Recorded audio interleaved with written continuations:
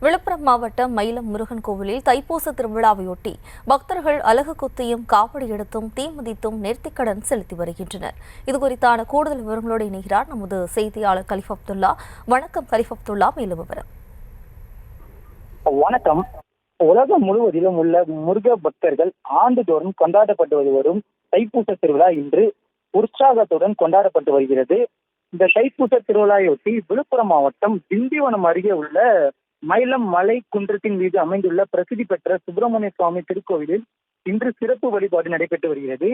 வள்ளி தேவானை சமேத சுப்பிரமணிய சுவாமிக்கு பால், தயிர், சந்தனம், மஞ்சள், இளநீர், பன்னீர், விபூதி, பஞ்சாமிர்தம் உள்ளிட்ட பல்வேறு வகையான பொருட்களால் சிறப்பு அபிஷேகம் செய்யப்பட்டு தங்க கவசம் அணிவி வைக்கப்பட்டு மகா தீபாராதனை நடத்தப்பட்டது.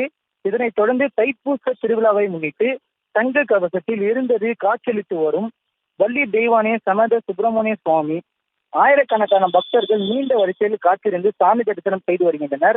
மேலும் பல்வேறு ஊர்களில் இருந்து வந்துள்ள பக்தர்கள் தங்களது நேர்த்திக்கடனை செலுத்தும் விதமாக காவடிகளை சுமந்தபடியும் பால் குடம் ஏந்தியபடியும் மலை குன்றத்தின் மீது ஏறி சென்று வள்ளி தேவானே சமேத சுப்பிரமணிய சுவாமியை தரிசனம் செய்து வழிபாடு நடத்தி வருகின்றனர்.